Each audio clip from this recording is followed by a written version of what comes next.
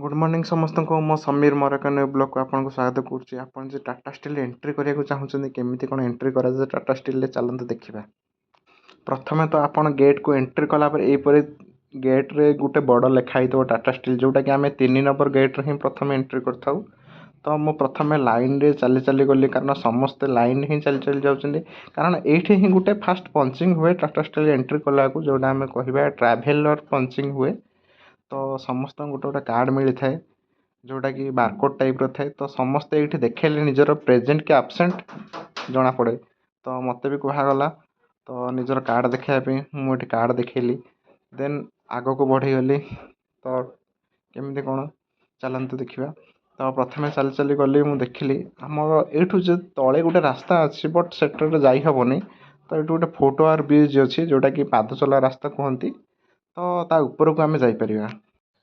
तो प्रथम चलीगले आम पादचला रास्ता को आगे ये देखो लिखाई फ्रुट ब्रिज तले आम रेलवे स्टेशन लाइन जेहेतु रेलवे लाइन क्रॉस कर चलिकी हो पारनी। तो फुट ब्रिज रे ही ऊपर को जावाई पड़ो भाई बहुत कष्ट लगुच ऊपर को जावाई कारण पूरा झाड़ बाहरी जाए। ये हूँ टाटा स्टील भाई कृषि दृश्य भाई भितर आप टिके भी कौटे असना पाइबेनि माने भावे आप गोटे बड़ सिटी अच्छा माने पूरा पार्क टाइप आपको फिल आसो माने देखो बस भी जाऊँच भितर माने कार बस लोक ए पाद चला रास्ता भी अच्छी आउ माने फुल जिनस माने बहुत किसी तमाने सिनेरी टाइप जिनस लगाई जोटा कि आप फिल हो पारे जो मुझे निजे गोटे बड़ प्लांट भितर अच्छी आपण मैंने तो प्लांट नाम ही शुणी थे बहुत दूषित बहुत धुआं बट टाटा स्टील सेमती किसी नहीं मैंने आप देखिपे निज आखिरे बहुत सारा तमाने फुल बगीचा गछ लगी जोटा कि आम देखिपे भिडियो ताने बहुत किसी जिनस सिनेरी जिनस हो आपणकर गछ हो ये तो ताल टाइप गछ हो माने देखिए पारे कौटे अलिया टिके पाइबेनि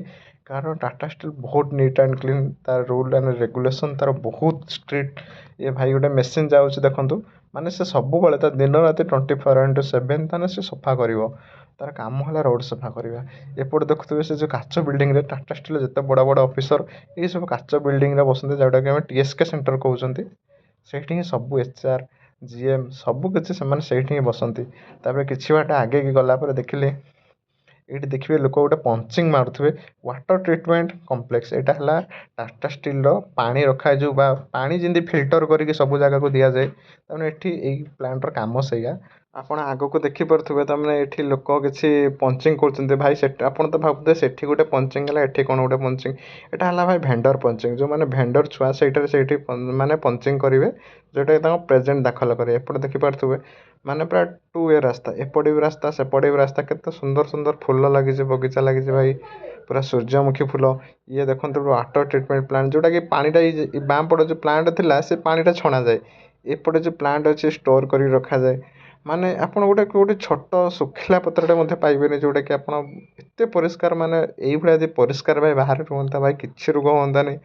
आप भावुए जेहेतु प्लांट बहुत गंदगी करुवे ना सेमती भाई किसी नहीं मैंने बहुत सुंदर भाव सजेक रखिंट यहाँ आम देखुं वाटर ट्रिटमेंट प्लांटर सुंदर गोटे बगीचाटे छोट छोट गार्डन टाइप कर गछ लगे सूर्यमुखी फुल फुटी हूँ सकाल 8:30 दृश्य माने गुआ गछ भी लगे साइड्रे माने बहुत भल मैंने देखा गले बहुत बढ़िया टाइप से सजाई माने आपन को चलिया भी भल लगे जोटा कि फुटवेयर अच्छी ये बेंच भी अच्छी बसापी भी आपन को बहुत भल भी लगे।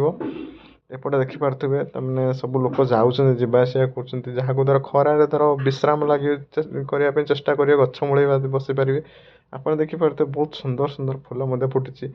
ये देखूँ मुझे देखा किसी जिनस ये है वर्ल्ड लार्जेस्ट हूँ बीएफ जोटा कहते blast furnace world largest blast furnace जोटा आप देखिए जोटा मैंने लुहा को तलरा है आमर विभिन्न प्रकार कॉइल हो कि पेलेट हो कि रड हो विभिन्न टाइप जिन सब कराए। ये हूँ तार भीतर किसी दृश्य जोटा इंजिन जोटा कहते आपंकर जोटा को लुहा को तलरा प्रोसेस साहाଯ୍य करे माने बहुत डिग्री 1800 डिग्री सेल्सियस की ठीक से जानी बहुत बहुत डिग्री सेल्सियस तलरा जाए जेहेतु ये तले तार मेटाल थाए लुहारू माटी को अलग करे यहाँ हूँ गोटे बड़ इंजिन वर्ल्ड सब बड़ इंजिन हूँ आमर ये अच्छी जाजपुर कलिंगनगर टाटा स्टील ये बास ये देखुए आप पहाड़ भाया कौन गोटे गधा होते ये हूँ से लुहा गुली माने लुहा को केमती लुहा गोटे बाटी टाइप थाए देखिए आप साधारणतः रोड साइड पड़ी थाए ଇଏ ହେଉଛି ସେଇ ପ୍ଲାଣ୍ଟ ଯେଉଁଟା ଆପଣଙ୍କର ଲୁହା ତରଡ଼ାଯାଏ।